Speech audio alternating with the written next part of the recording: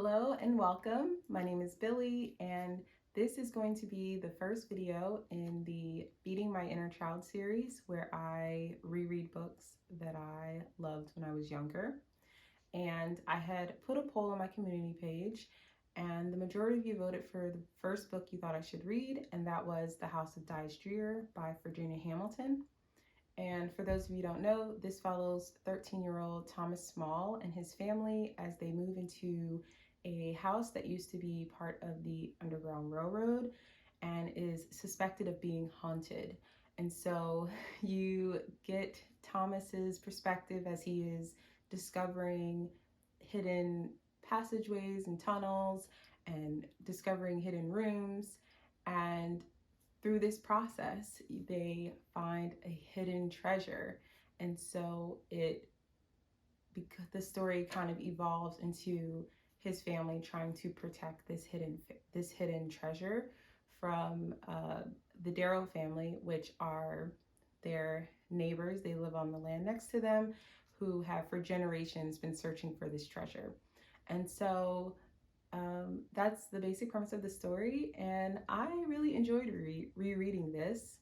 I really could see how when I was younger and just flipping the pages, wanting to see what happens next, because what I really like that Virginia Hamilton does is she kind of ends every chapter on a cliffhanger, so you have to keep reading to find out what happens next.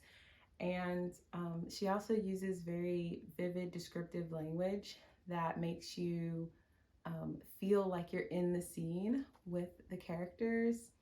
And she does this from the very beginning. So I actually marked a passage from, I believe it's like the first paragraph. And and she says, "It was the awful smell of resin and oil over everything that upset him.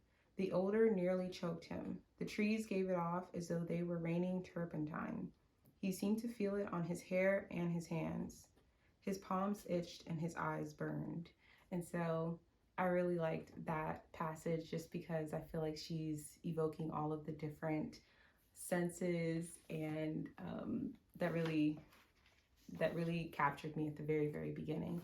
And you do find that he's just having a dream, but these cats. And so you see this vivid descriptive language throughout. And I also liked how she incorporated different vocabulary words. And you could see where she would say a word like, I wrote down an example. Like you could see how she would say different words like stalagmites, and then she would go on to like describe what that was. And I thought it was a good balance of being educational but also entertaining.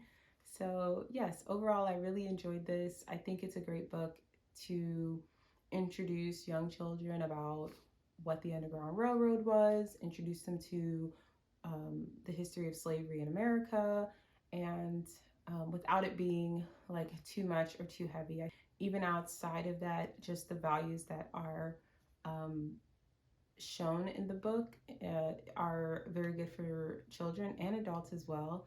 And because you have Thomas, he's very creative, he's very imaginative, and he really takes things as they come, and he always tries to succeed and he doesn't give up. And so I think that's a very good trait to showcase to children. So yeah, I really enjoyed that. And then I was doing a little bit of research on the author, and I found out that she actually wrote a sequel to this book, which I did not realize there was a sequel. And that was The Mystery of Dreer House. So I looked up and I thought it was interesting that the first book, The House of Dyes Dreer, was written in 1968, and the second book wasn't written until 1987. And so I was wondering like why the big gap, like it was almost 20 years between the first and the second book. And I saw that she said somewhere that she only wrote sequels to books that she thought were unfinished. And for this one, she said she thought there was something missing and it was bothering her. And so she wrote this second book, The Mystery of Dreer House. And so in the second book, even though 20 years has gone by in real life, in the book, only a few months, like the family has lived there less than a year.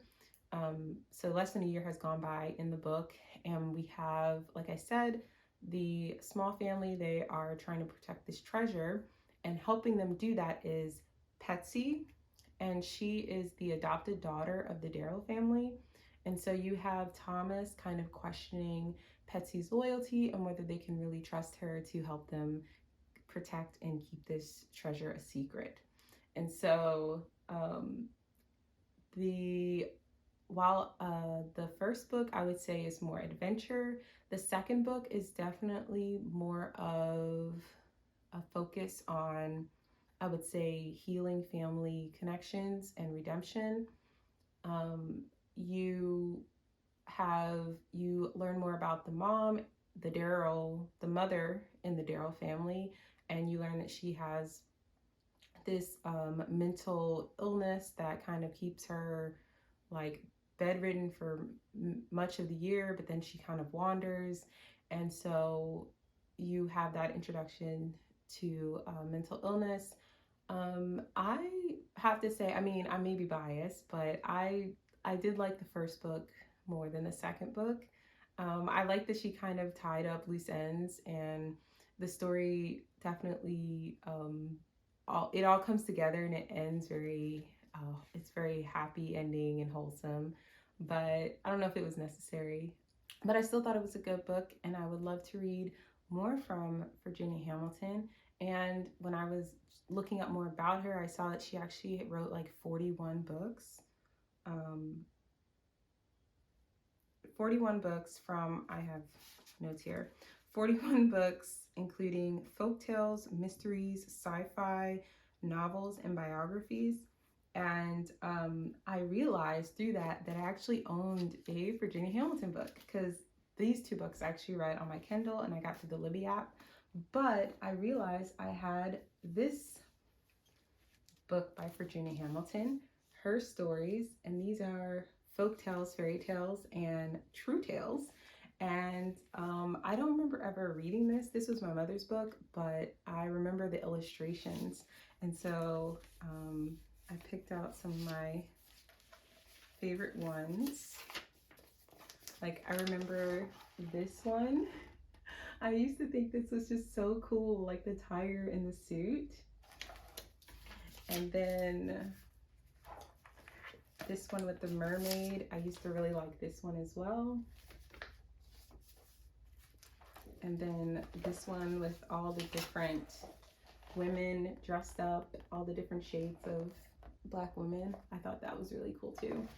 But I do want to read more from her. Maybe I'll read a few stories from this. And then I also saw that I think it was MC Higgins and Zelie were two other books that were often mentioned when I looked her up. So yeah, so I would love to read more from her. And then while I was searching for this book, which I found in a box, I found these other books from my childhood that I thought I would share with you just for fun. So this was another one, African American Read Aloud Stories. And Uncle Tom's Cabin, The Outsiders. I found these E.B. White books, Charlotte's Web, Stuart Little, and The Trumpet of the Swan.